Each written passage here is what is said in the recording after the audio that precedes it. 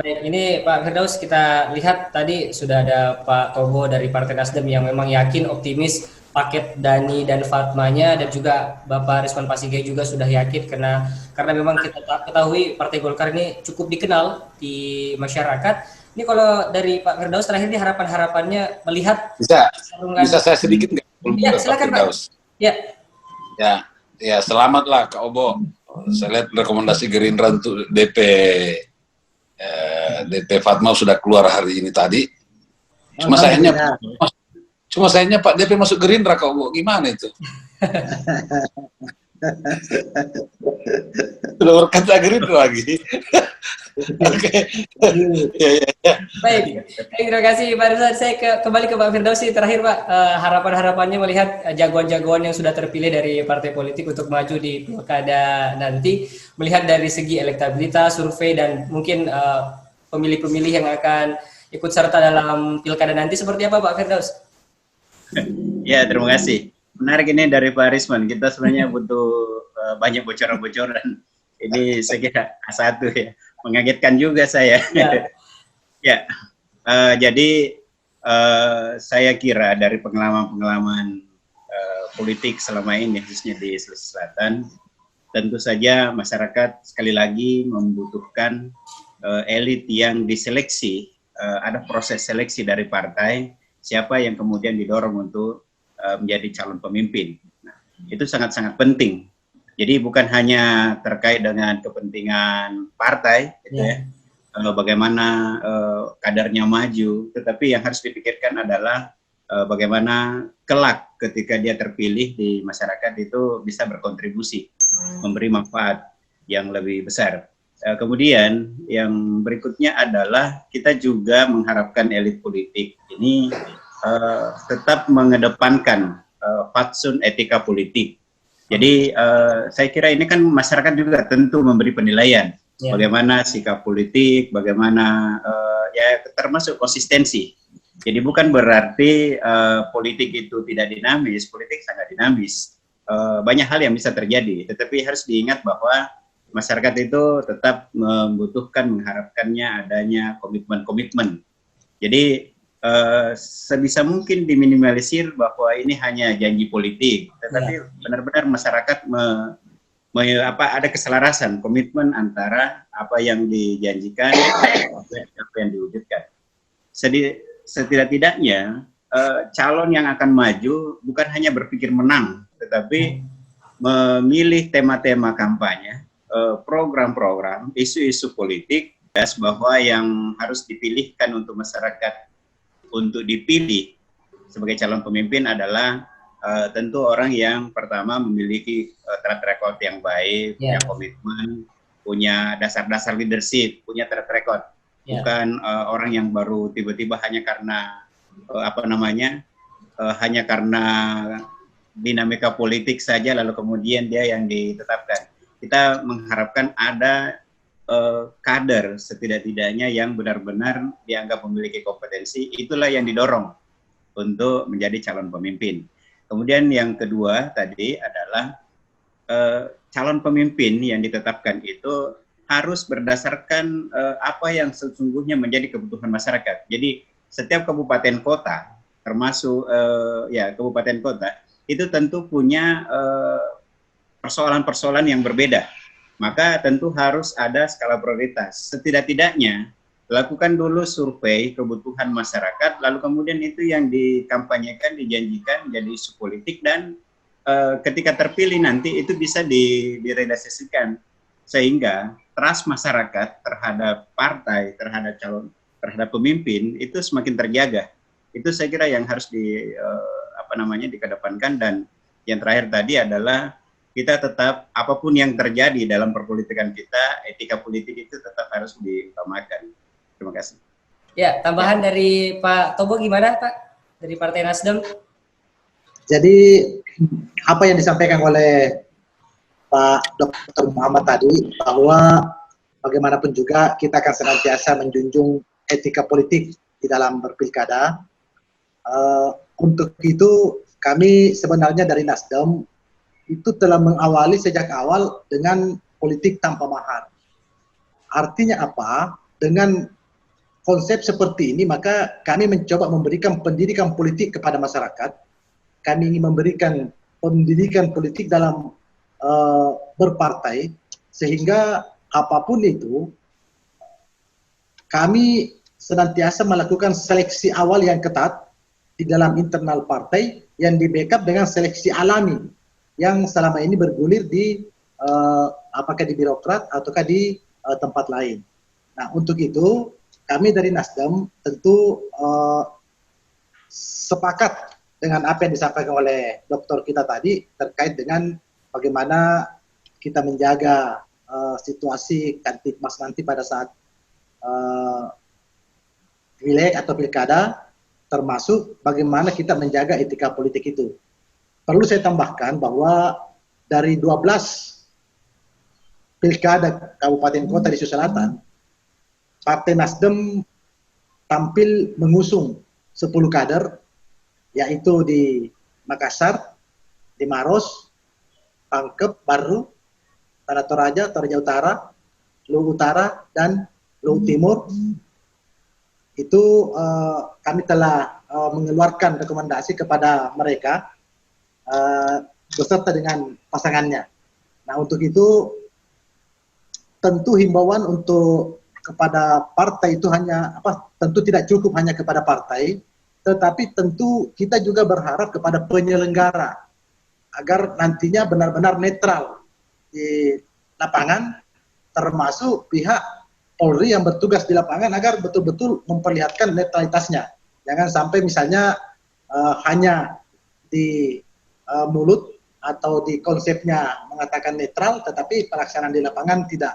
Nah, kami dari Nasdem telah mengantisipasi itu, mewanti-wanti kepada seluruh tim, kepada seluruh kandidat kami, agar senantiasa menghargai bagaimana proses pilkada yang damai, tertib, dan tentu yang paling utama adalah beretika. Saya kembalikan. Baik, terima kasih Pak Teguh. Saya terakhir ke Pak Rizwan Pasiga ini tadi sempat ada memberikan kode-kode atau memang informasi yang baru ini. Saya juga tadi baru tahu. Pak, ini ada pesan-pesan nggak terakhir yang bisa Bapak sampaikan melalui virtual ini kepada partai-partai politik yang hadir seperti PAN dan juga Nasdem menghadapi pilkada nanti? Silakan Pak Rizwan. Saya cuma dapat informasi aja dan saya juga sudah beredar di sosmed foto-fotonya. Sudah ada foto-fotonya Pak DP pegang kartu Gerindra gitu. Jadi agak berkurang satu tuh kau, Bo. Enggak 10 lagi kayaknya kader Nasdem yang bertarung. Oke. Itu candaan politik kita supaya tidak terlalu tegang. Kenapa? Kak Firdaus, partai politik ini kadang tidak berkoalisi di Kabupaten A, tapi di Kabupaten B dia berkoalisi. Kadang di atas cair, kadang di bawah buntu. Kayak Nasdem di Jakarta utuh, di Makassar buntu. Nah, kayak gitu-gitu.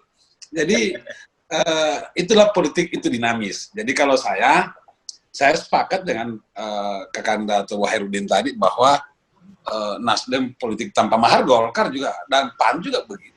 Politik tanpa mahar. Yang penting adalah bukan maharnya. Yang penting adalah bagaimana kita melakukan proses rekrutmen calon pemimpin. Karena yang dimanahkan oleh undang-undang kepada kita kan salah satunya itu. Bagaimana partai politik melakukan rekrutmen politik secara baik. Cuma masalahnya, ini jadi PR-nya Kak Firdaus sebagai akademisi adalah hari ini partai sangat jarang menentukan pilihan-pilihan politiknya yang sangat bersentuhan dengan ideologi partainya. Misalnya Golkar dengan ideologi karya kekaryanya sangat sedikit Golkar menentukan calonnya itu, atau PAN dengan nasionalismenya itu sangat sedikit menentukan pengambilan keputusannya didasari oleh ideologi partainya, sangat sedikit. Kita terlalu pragmatis di lapangan, yang penting menang, yang penting ini dan itu dan itu dan seterusnya. Jargon-jargon politik tanpa mahar hampir 100% di Indonesia ini partai menyatakan itu. Nggak ada partai menyatakan partai ini pakai mahar, nggak ada. Tetapi operasional di lapangannya, operasinya di lapangan, faktanya di lapangan, kita nggak tahu seperti apa proses-proses itu. Oleh karenanya, kita tidak butuh jargon sebenarnya. Itu yang saya mau katakan. yang kita butuhkan adalah bagaimana partai ini memberikan pendidikan politik yang baik. Saya sepakat dengan Pak Irfan tadi bahwa ini tidak menyebut nama ya, bahwa proses politik awal ini dalam perebutan rekomendasi adalah seleksi awal calon pemimpin. Seleksi awal. Di sini kita diuji bagaimana kompetensinya. Kalau di Golkar saya Pak Irfan, kami di Golkar dalam melakukan rekrutmen boleh dicek jejak digitalnya, kami ada uji kompetensi. Dihadiri oleh akademisi-akademisi dari kampus, baik dari Unhas, dari IAIN, dari UNM. Ada uji kompetensi, ada fit secara internal, ada pemaparan visi dan misi, berjenjang dari bawah. Boleh dicek jejak digitalnya. Semua dari bawah. Ini proses yang coba Golkar tampilkan. Karena selama ini kan Golkar diteriaki kayak maling. Bahwa Golkar ini produk orde baru, begini bla bla bla dan seterusnya. Kita coba perlihatkan. Bisa dicek jejak digitalnya di Sulawesi Selatan. Bahwa proses itu dari bawah, tidak ujuk-ujuk. Sama dengan di Makassar. Proses keluarnya rekomendasi Pak Irman Yasin Limpo bukan tanpa dasar. Pak Irman salah satu calon yang ikut dan dikirim namanya 3 besar ke Jakarta. Dan ingat, Pak Dadi Pamanto itu cuma dapat surat tugas, bukan sesuatu yang final. Jadi bukan sesuatu yang pragmatis. Itu contoh-contoh aja. Oleh karenanya kalau saya, di beberapa daerah kami berkoalisi dengan PAN. Di beberapa daerah kami berkoalisi dengan Nasdem. Di Toraja Utara kami berkoalisi dengan Nasdem.